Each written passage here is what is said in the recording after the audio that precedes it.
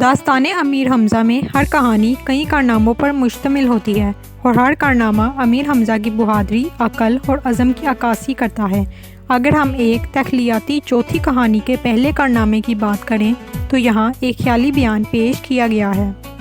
امیر حمزہ اپنی بہادری کے جھنڈے گاڑنے کے بعد اپنی سلطنت میں سکون سے رہ رہے تھے کہ ایک دن اچانک بادشاہ کے دربار میں ایک بوڑھی عورت پہنچی۔ وہ روتے ہوئے کہنے لگی، اے بہادر شہزادے، میری بیٹی زہرہ کو ایک خوفناک دیو اغوا کر کے لے گیا ہے جو جادوئی پہاڑوں میں رہتا ہے۔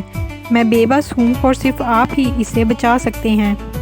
امیر حمزہ نے فوراً مدد کرنے کا وعدہ کیا اور اپنے وفادار ساتھی عمرو یار کے ساتھ جادوئی پہاڑوں کی طرف روانہ ہوئے۔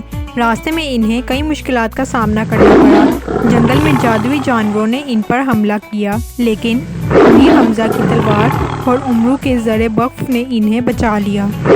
جب وہ جادوئی پہاڑوں تک پہنچے تو وہاں ایک پوری اسٹار دروازہ ملا جو خود بخود کھل گیا۔ اندر ایک تاریخ گار تھی جہاں دیو زہرہ کو زنجیروں سے جکڑ کر قید کیے ہوئے تھا۔ دیو امیر حمزہ کو دیکھتے ہی ان پر حملہ آور ہوا، لیکن امیر حمزہ نے اپنی تلوار شمشیر براس سے دیو کے وار کو ناکام بنا دیا۔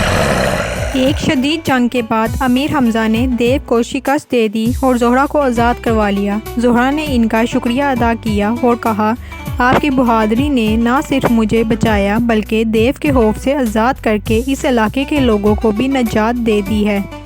یہ پہلا کارنامہ امیر حمزہ کی شجاعت اور عمرو یار کی ذہانت کا حسین امتزاج ہے جو انہیں حقیقی ہیرو بناتا ہے۔